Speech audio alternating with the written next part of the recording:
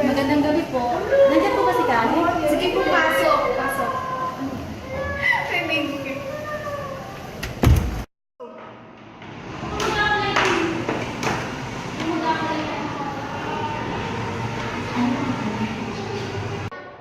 Hindi mo naman kailangan ng Wala na lang ka rin!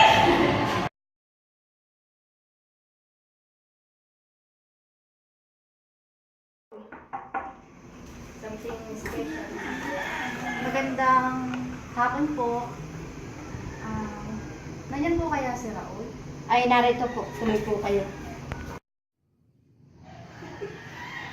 Para sa inyong kaalaman, Mrs. Si Raul ay isa sa mga paborito ko ngayong taon ito. Sa katunayan nga po, malaki ang potensyal niya. Nakikisali na rin siya sa mga talakayan sa klase.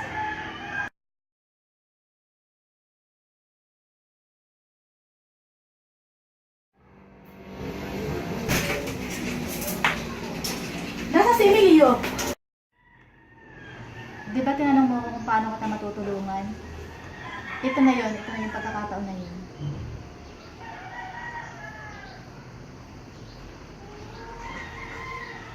Hello Philippines and hello world! Narito naman tayo sa ating paboritong programa, ang Showbiz News ngayon. At isang pelikula ang usap-usapan hindi lamang dito sa ating bansa, kundi sa buong mundo. At live na live dito sa ating studio ngayon, si Miss Analinda Casilaw. Please welcome Miss Analinda Casilaw.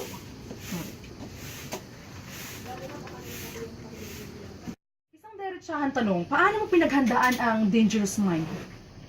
Kung masasabi ko lang dyan, binigay ko ang aking panahon, oras, at talino. Okay, maraming salamat. Isang maiksing katanungan lamang sa iyo. Ano si Miss Johnson bilang isang teacher dito sa pelikulang ito?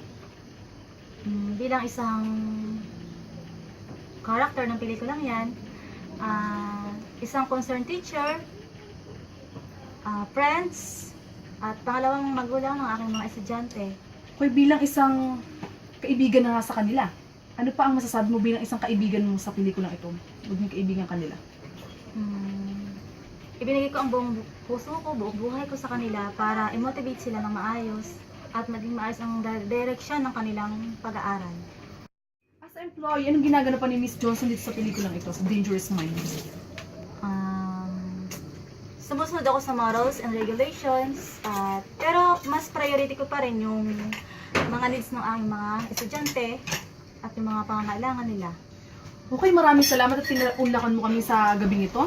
Okay, imbitahan mo na ating mga kababayan kung paano nga ba nila mapapanood ng pelikulang ito. Mga kababayan, marami pong salamat sa inyo sa pagsuporta sa akin.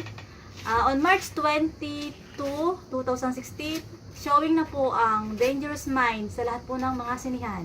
Sana po tangkilikin niyo po ito. Maraming salamat po sa inyo. Okay, maraming salamat. Okay po. Thank you po.